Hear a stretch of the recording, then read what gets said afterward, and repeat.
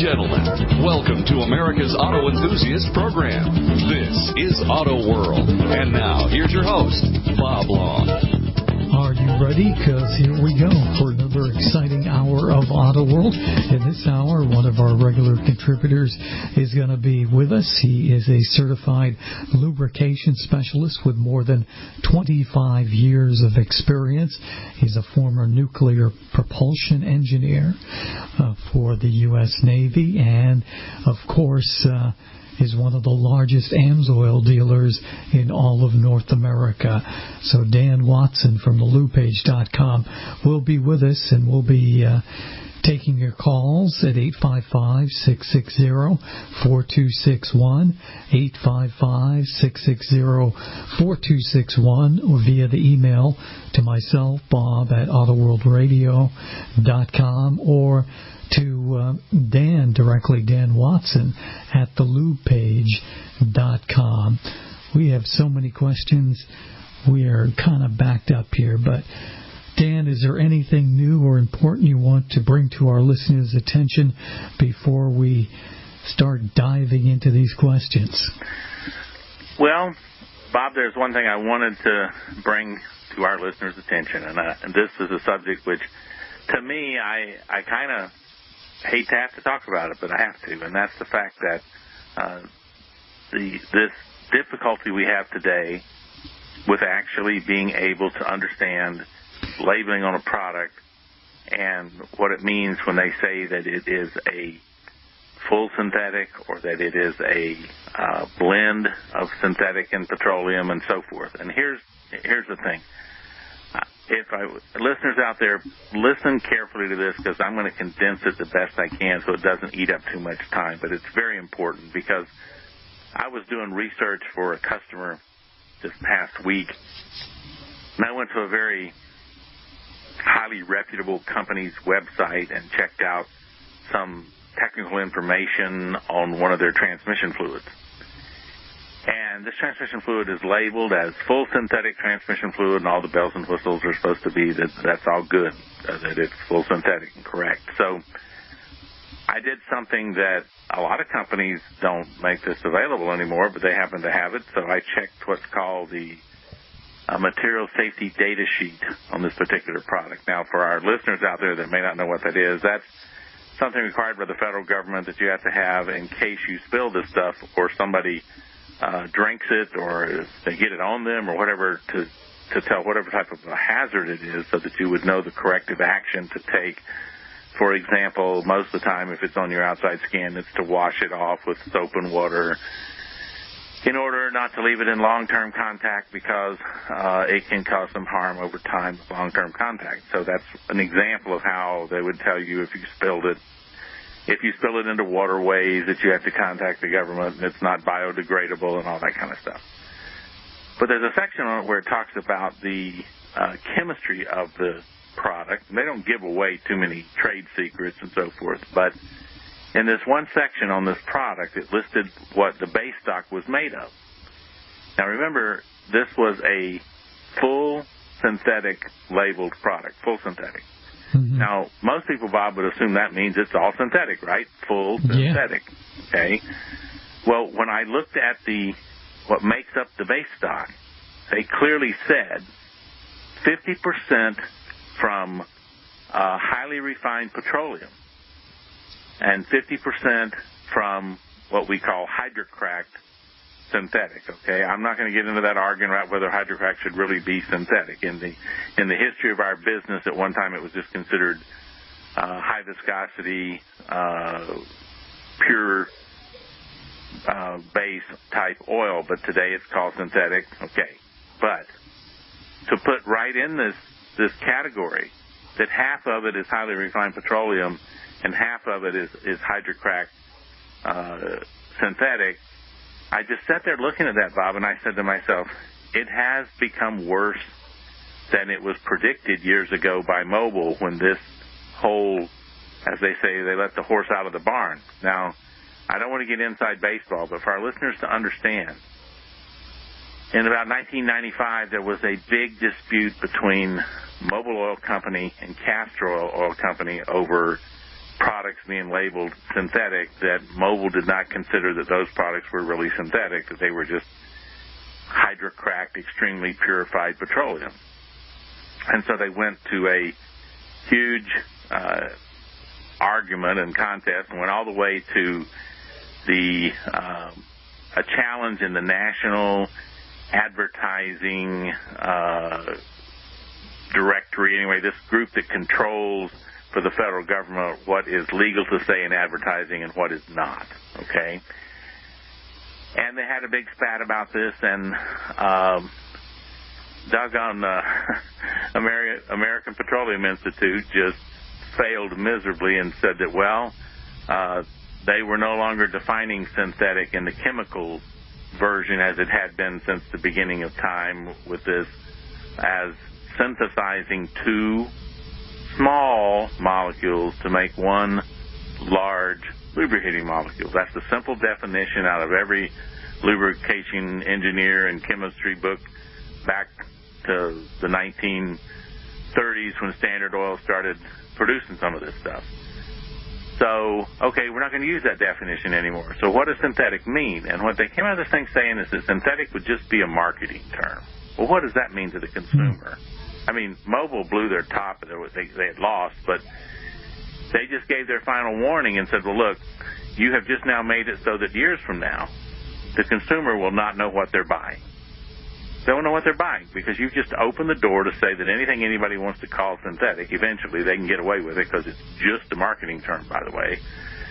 And so what has happened is we thought it was controlled a little bit, at least, to say that if you said full synthetic, it meant that the volume of the base stock in the oil had to be synthetic, at least this hydrocracked synthetic, which was never called that until after Castro got away with it. But the idea was, okay, well, if you use the term full, it means that all of that base stock in there is some kind of synthetic, except for maybe the oil that you mix your additives in and you dump that in. That might have been in a petroleum base, so maybe you're 85% synthetic and 15% mixed up with the additives you put in was the petroleum oil you mixed it in. Okay, that can be called full synthetic. By the way, you can only call a product 100% synthetic if it truly, everything is 100% synthetic. But sure, we thought they were reserving that a blend would mean that you would have some proportion of your base stock would be petroleum and synthetic mixed, regardless of what you did to put the additives in. Thought that was the agreed to definition. But here I see a major company, and I'm not going to be trying to use their name. I'm just telling the listeners this for information to understand, because I'm not trying to dig at a company, because this would be common throughout. It's not one is worse than the other. But what it means now is that we've even sloughed further, that to be full synthetic now, yes, it's just a marketing term. The word full just must mean that it functions fully like a synthetic or something. I don't know, because when you clearly show in your supporting documentation that half of it is petroleum and half of it is synthetic, and then you label it as full synthetic, I don't know. To me, that's just fraudulent to the consumer. To me, but it looks like that we've let this slide so far that it's to the point to where you better be really careful if you pay full price for something that says synthetic, that you're really going to get what you paid for. And it's just so sad to have to say that. I mean, why would we be in that situation as consumers? We come back, I'll finish it up after the break. Yeah, you bring up such a great point, Dan. It needs to be said. We'll take a pit stop and then more with Dan Watson, CEO of The Lube Page, thelubepage.com. Check it out when you get a chance. I'm Bob Long.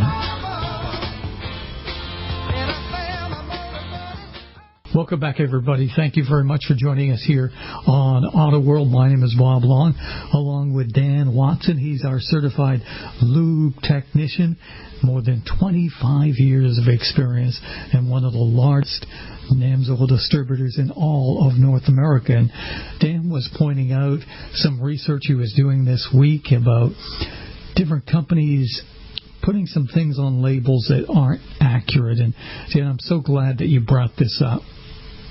Well, here's the thing. I hate to, because I'm a positive sort of guy, and I like to think that the old idea in business that goes way back is that if I provide a quality service for my customer, and my customer pays me a reasonable amount, we have had a successful, mutually beneficial transaction that we both walk away from knowing that we succeeded. Now, I don't like the idea that when the customer pays the money for what they think is the quality of the product or the value that they're buying, and they don't know that the words on the label don't mean to the seller what they mean to them.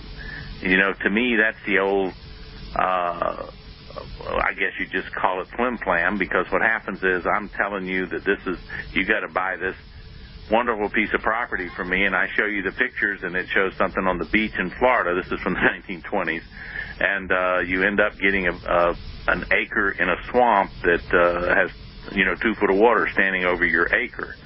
So it's kind of like making you think of one thing, and you pay for it, and you find out you got something entirely different. I don't consider that to be a mutually beneficial transaction, which is what business should all be about.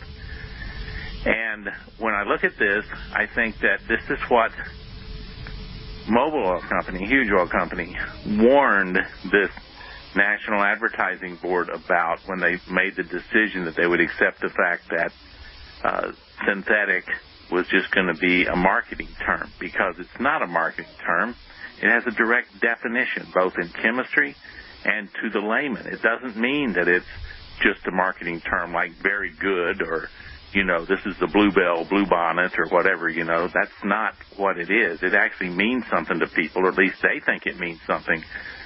But what they don't realize is that some of these manufacturers know that they can do about what they want with it once that decision was made, that they will never be sued or never fined for false advertising. Because if you say that synthetic is just an advertising term, it's a marketing term, then it doesn't have to mean the things that people think it means.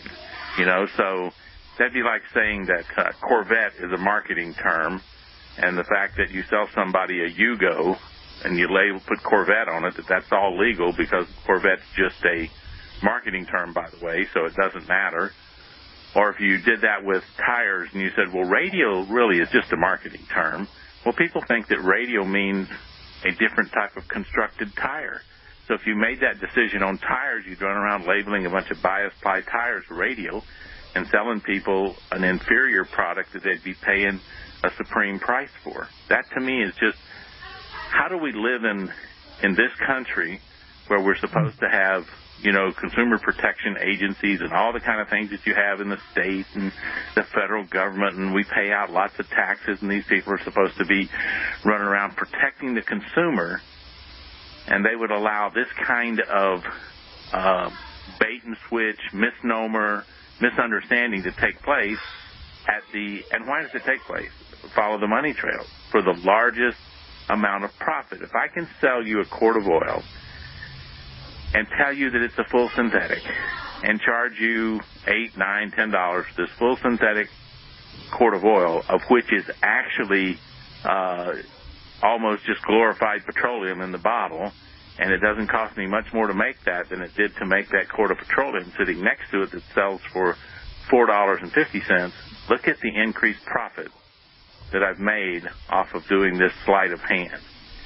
And so it just irks me, and that's why I wanted to talk about it tonight, to let our consumers know. Now, I'm going to tell you something else that I know, and it's absolutely true. I think you get real synthetics. You can get those from Mobil Oil Company. You can get those from Amsoil Synthetics. Probably all you're going to get from Redline is true synthetics, because they just make high-performance products. And after that, I don't know what you'll find. And all I can tell the consumer is you need to, that all these companies have call lines, and they have websites where you can ask questions, where you go on and you type in a question, they're supposed to answer it. You just need to ask them point blank, how much of this product that I'm buying is synthetic and how much of it is petroleum.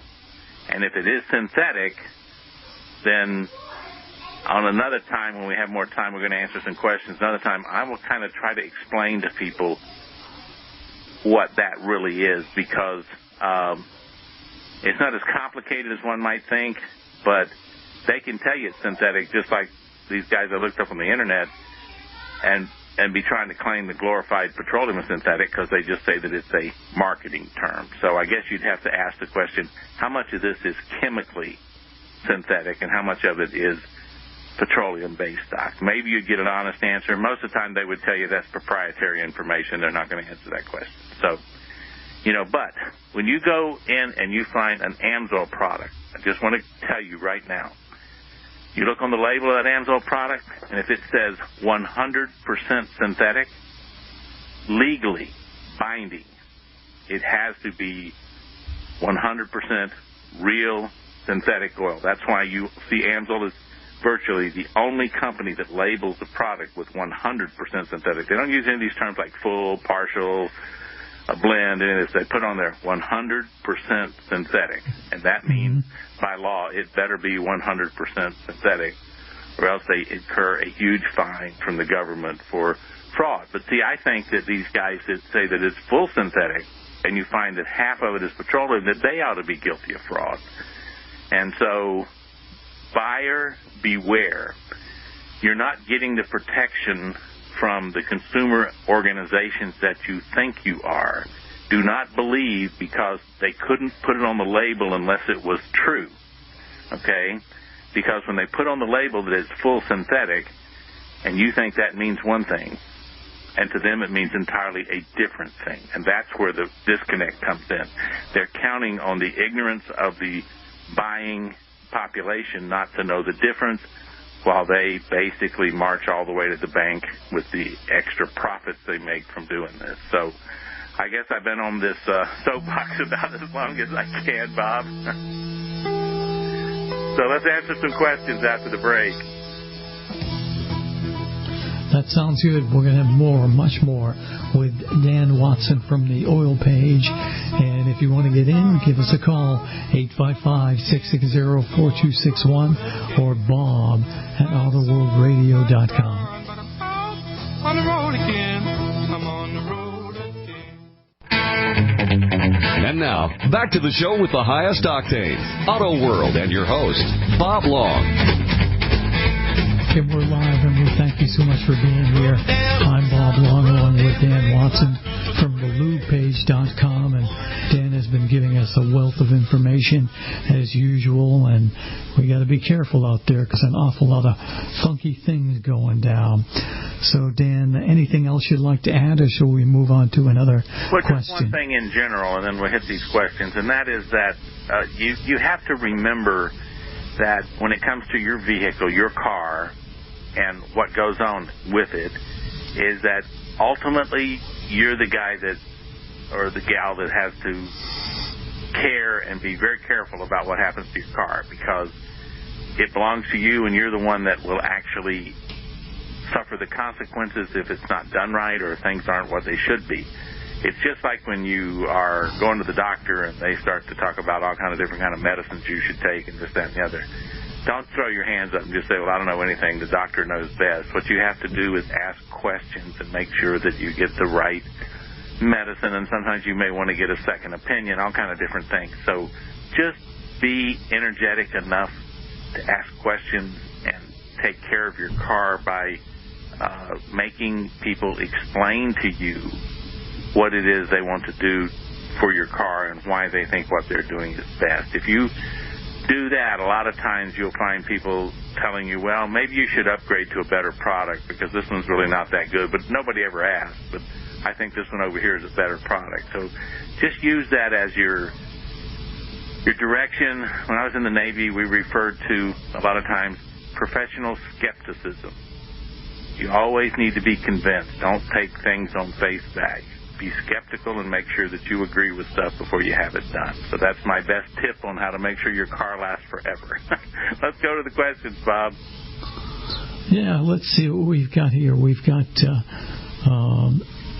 We got a gentleman with a muscle car, and he's down in Atlanta. And let's see what he's got here. He's got a 327 V8, I believe, a 68 Chevrolet Pickup. So it's a pickup truck, bells and whistles, 327 cubic inch V8 engine, high performance engine. He's concerned about modern API SN oil will not provide the protection I need. What do you recommend? Very important question. He's right on target.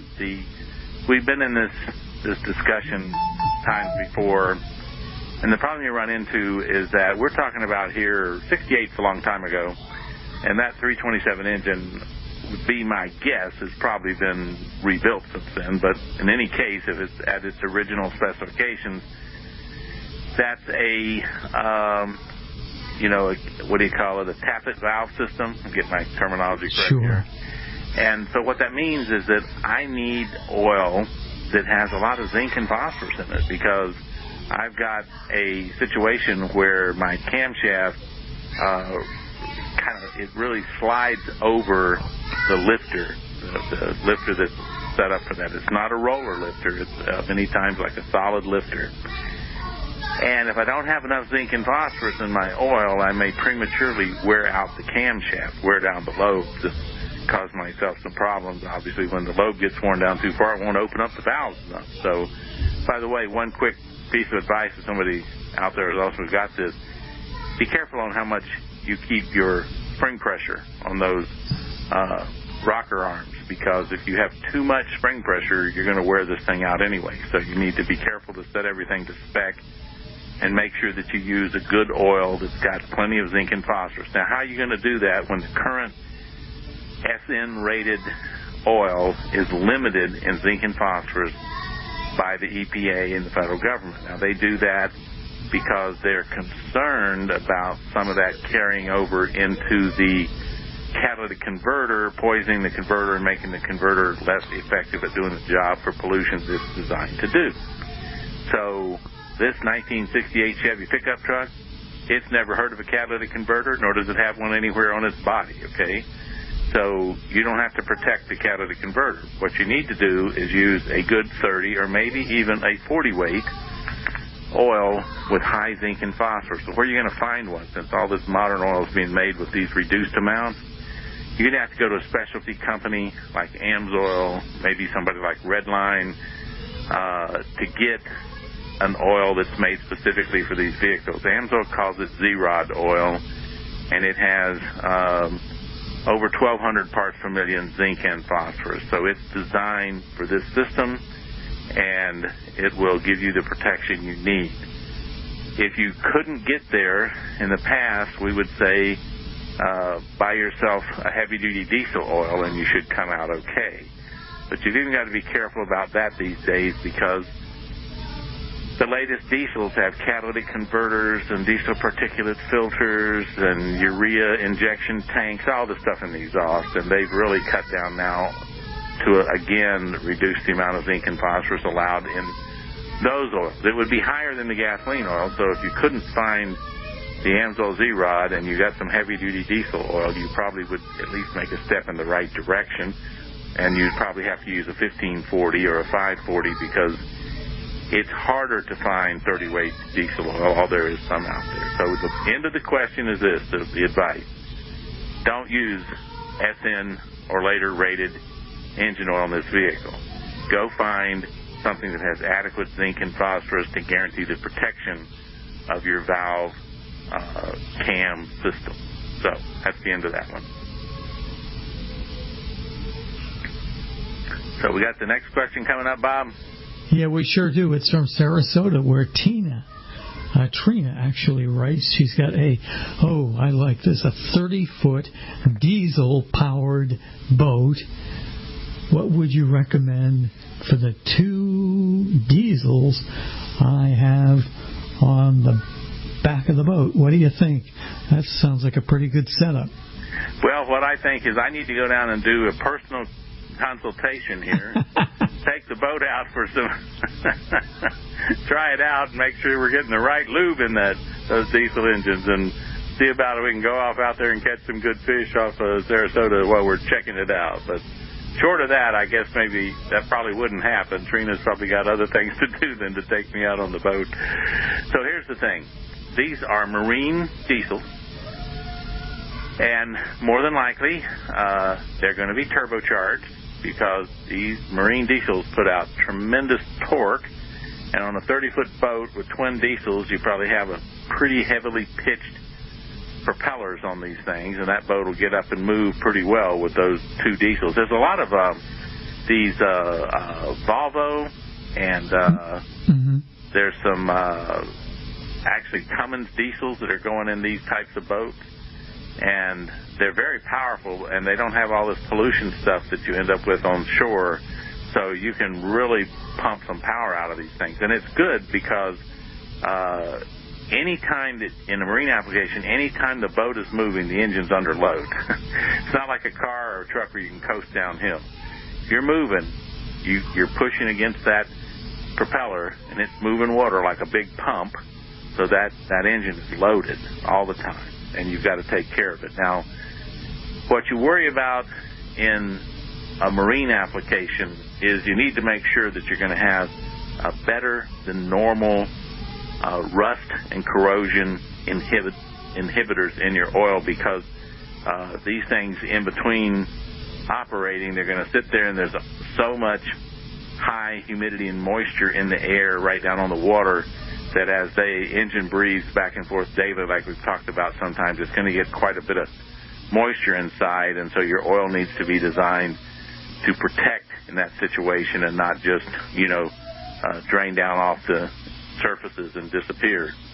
So there's a couple of oils from Amsoil. It's not the only one. I'm sure there's a mobile marine diesel engine oil also, but the key here is to buy something that is marine rated and has the rust inhibiting capability to protect this engine in between operating. So I suggest Amsoil's heavy duty diesel and marine engine oil. That's all the time we got for that question.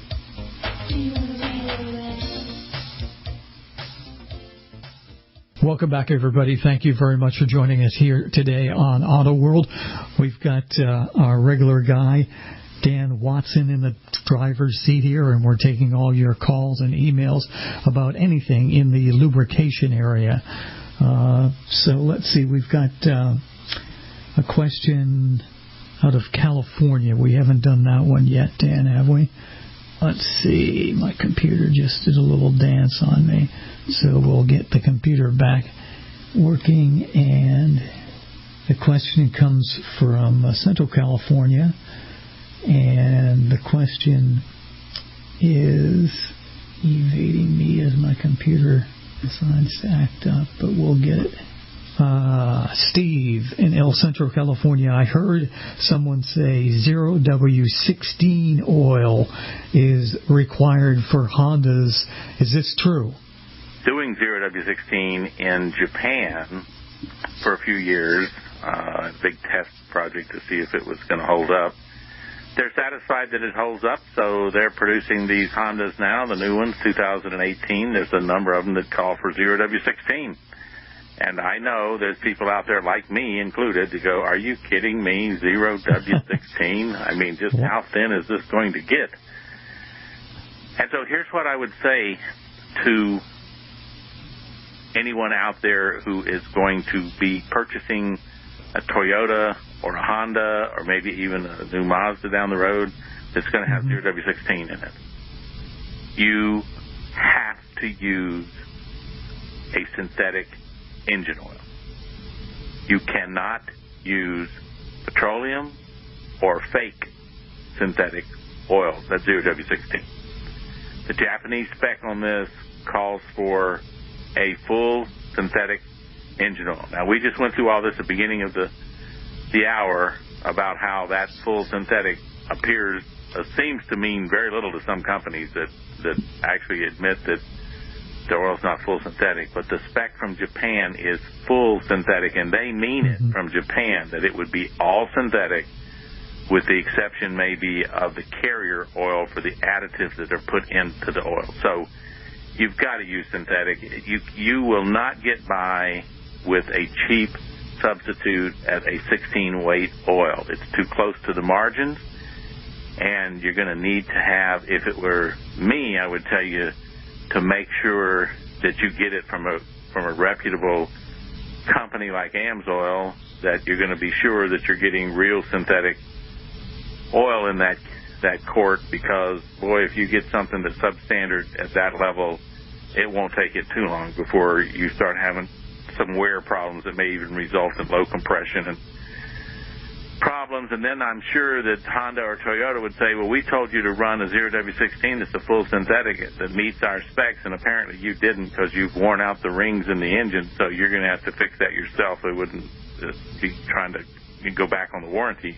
I wouldn't blame them. So make sure that you use a quality synthetic, even for 0w-20, but in particular for 0w-16. So that's the best advice I can give on that one, Bob. Let's move on to Alabama, where Mike joins us with a question.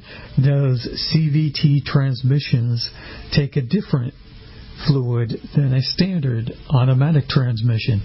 Indeed they do. Yeah, this is a good question because this is confusing to a lot of people.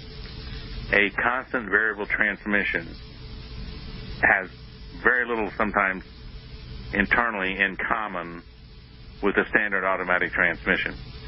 So they are distinctly different fluids, and if you put regular ATF in a CVT, you may in fact get it to work, seeming like it's working, but it's probably got a lot of slipping going on and it's wearing out some internal components, and you don't realize it. You might realize it when you see that your fuel economy went from, in some of these vehicles, from, say, 38 to 28. You wonder what's happening. Well, that's because the transmission is slipping on this standard transmission fluid.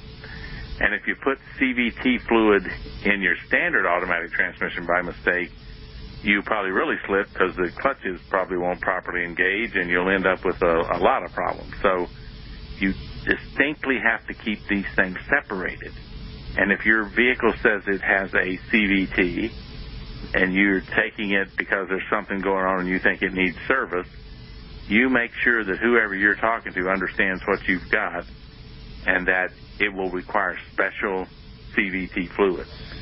And if you don't have a place you can trust with that, I always hate to say this, but you might be better off taking it back to the dealership to make sure that it doesn't get screwed up, because if it gets screwed up, it's going to be an expensive mess. It sure is. That's good advice. Sergio joins us in Geneva, New York, and Sergio writes, winter is coming and it gets cold here. Is synthetic oil really better for cold weather? Why would a 5W synthetic be better than a 5W petroleum? That's a perfect one to serve up to you, Dan, on a platter. Well, it's a good question because 5W means 5W. That's a winter rating, and it means either whether it's petroleum or synthetic, it has to actually be able to meet that flow characteristic in cold weather. That's when we call the W rating the winter rating.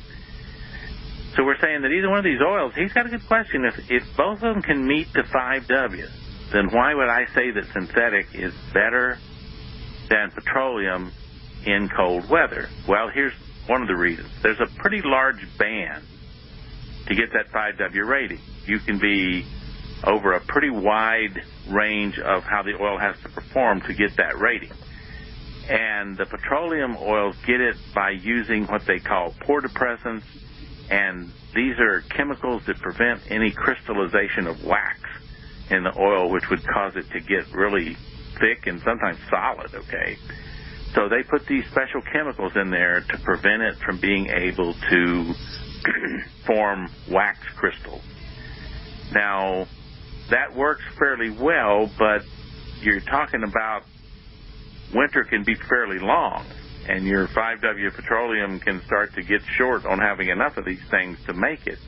Now, over in the synthetic, since it is a pure stock with no wax in it at all, there's no problem with crystallizing wax because it's not there. It doesn't exist. So you don't need a pore depressant to get a quality synthetic to work as a 5W. It doesn't need any.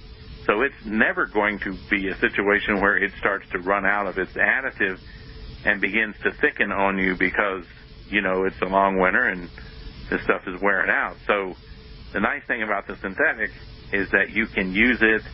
It will have really fine performance, usually down to minus 40 degrees or so, and it'll easily pass that 5W rating, and you won't have to put any additives in it whatsoever. The other part that's good is that the less of these kinds of pore depressant additives that you put in, the better it is that your additive package is actually concentrating on the other things like wear control, oxidation control, because the truth is, and it's a funny sort of way to look at it, but if you took the 1 square inch of metal surface and you put the oil on it, the additives actually are competing for surface area and the ability to do what they do in that little cube of oil. So if I have too much of one additive, it restricts a little bit the efficiency of the other additive. So if I've got to jack this thing full of additives to keep it from freezing and forming wax, I'm going to do it at a little bit of the, of the detriment of a couple other additives that it might be competing with in the oil. So sure, if I can hold down the amount of that additive, then I can make the others function stronger for what they're supposed to do. So I know that sounds a little kooky, but it's true. It's just the art of making oil. So we had one caller on the line. Let's say hello to Frank really quick. Frank in New Mexico. Frank, can you call us back next week? I'm sure that he will. And don't forget, you can get a hold of Dan. Why don't you give out that telephone number, Dan? That is 800-370-2986.